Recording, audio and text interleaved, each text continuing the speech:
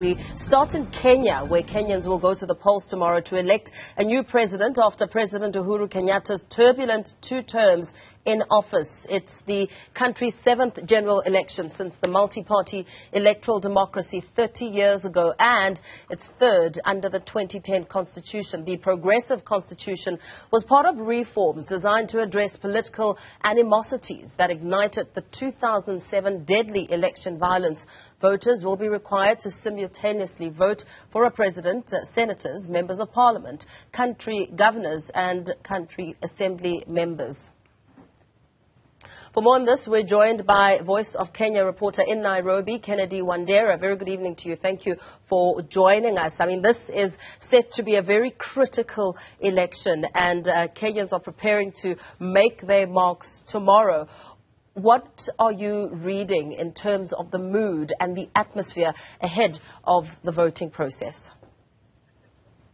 Oh, just as you indicated, Kenyans are able to tomorrow to demonstrate their rights in terms of participating in the democratic process in Kenya, which is a general election choosing the next president after President Uhuru Kenyatta leaves office.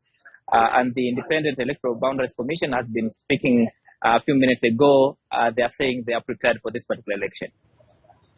So let's perhaps talk about how the candidates are positioning themselves. Raila Odinga has been very big on, and William Ruto have also had their strategies, but there's also the hustler part of electioneering, which has garnered some support from especially the youth in Kenya. Talk to us about that. Yeah, Deputy President William Ruto is banking on the young people to vote for him, but of course he has fronted what he referred to as hustler. So he is fronting and looking at that as an opportunity for people who are at the bottom of the pyramid in the economy to benefit a lot from the Kenyan economy, which he says is exclusively for people at the top. But on the other hand, former Prime Minister Raila Odinga is positioning himself as a Democrat who wants to change Kenya and who wants to hinge promise on justice. And also, when you look at the kind of the running mate that he has chosen, is someone who has is known in the country for fighting for the rights of Kenya. So Odinga is looking at that as a way of trying to position himself in government, and the two, of course, are banking him and the running mate are banking on President Uhuru Kenyatta, who is leaving office, who has ostensibly fallen out with the Deputy William Ruto.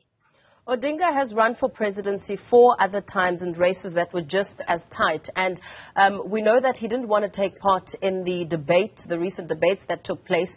How is that narrative now positioning him ahead of these elections?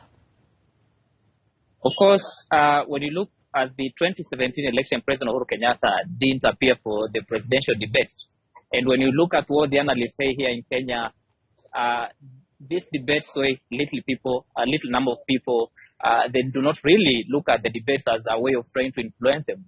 But for the first time in Kenya, this is an election that largely hinges on the promises the candidates are able to put to Kenyans, other than the ethnic lines that we've seen in the country voting alongside. So perhaps Odinga looking at this is a way of trying to look at President Kenyatta's endorsement as a way of trying to get what he hasn't get for the 4 times he has been trying to vie for presidency. So looking at the 5th time he's vying for this, he is exuding confidence that he's going to get it as the 5th time.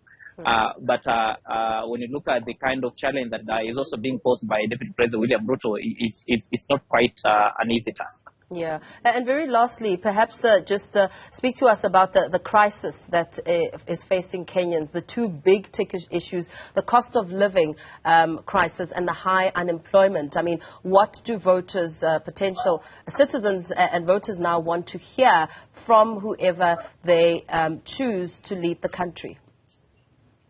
Now, when you look at the 2 candidates, they are offering promises on changing the cost of living in the country, because the government that is in power currently says that the cost of living has gone high because of what is happening globally in terms of Ukraine-Russia conflict. But again, the government has tried to offer some relief to the Kenyans, but still the candidates say that in the 100 days when they resume office, they'll have to lower the cost of living because basic commodities have really skyrocketed, and it's going to take time for them to make sure that at least they can be able to provide that kind of promise. So Odinga is trying to say that for him to bring to make sure that the cost of living goes down is trying to seal the loopholes of corruption. But on the other hand, Deputy President William Ruto says in 100 days he's going to make sure that Kenyans are able to live decent lives.